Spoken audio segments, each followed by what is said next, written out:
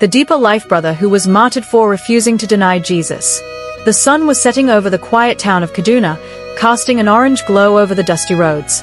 Joseph Okeke, a devoted Christian and a member of the Deeper Life Bible Church, had just finished an evening fellowship at a small house church. As he stepped outside, he took a deep breath, feeling the peace of God within him. His life had not been easy. Born into a poor family, he had struggled to get an education.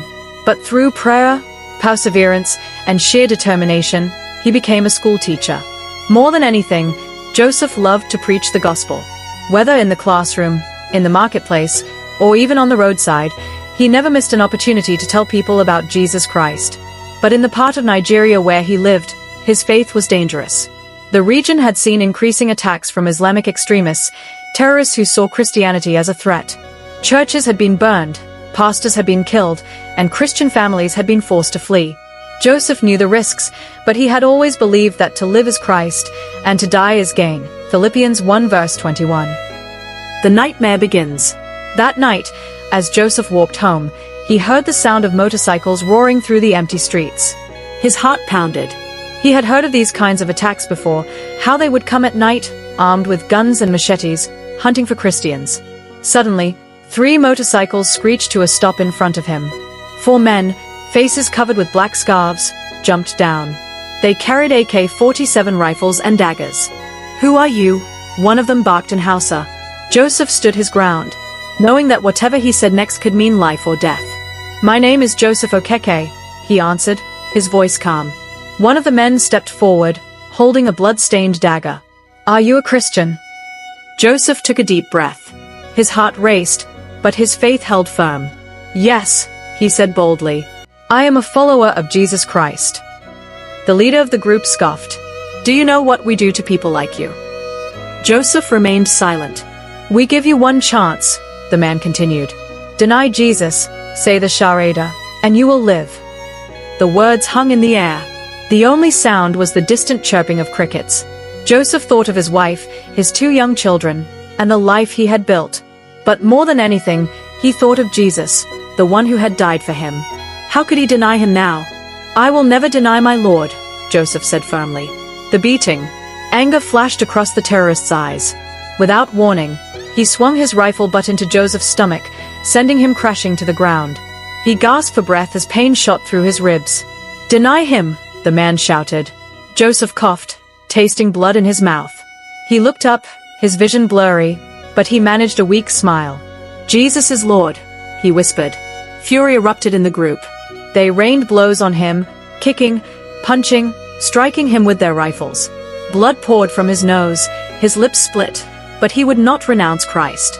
One of the men grabbed him by the collar and spat in his face. "Say it. Say that Jesus is not God, and we will let you go." Joseph's eyes filled with tears, not from fear, but from sorrow for the lost souls standing before him. "I cannot," he said softly. "Jesus is my Savior." The final test. One of the men raised his rifle, but the leader held up a hand. "Wait," he said.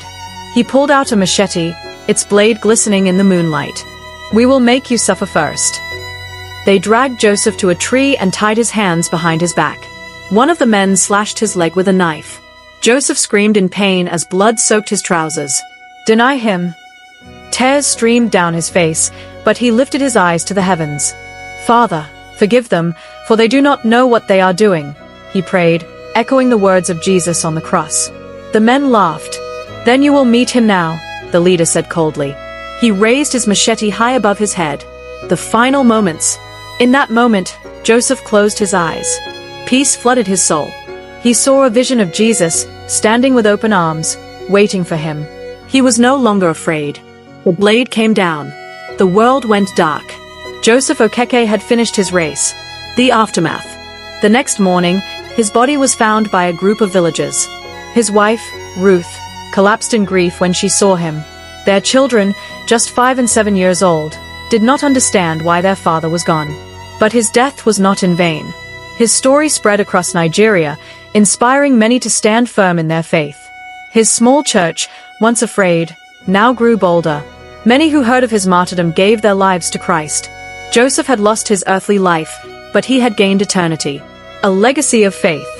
Years later, his children grew up knowing that their father had died not as a victim, but as a victor. His wife found comfort in Revelation 2 verse 10. Be faithful unto death, and I will give you the crown of life. Joseph Okeke's name was never forgotten. He had left behind more than just a memory. He had left behind a testimony of unshakable faith. And in heaven, he stood among the saints, clothed in white, his reward secured forever. The message for us. In a world where faith is tested, how strong is yours? Joseph Okeke chose Christ over comfort. He chose eternity over a few more years of earthly life. If the same moment came for you, would you stand for Jesus?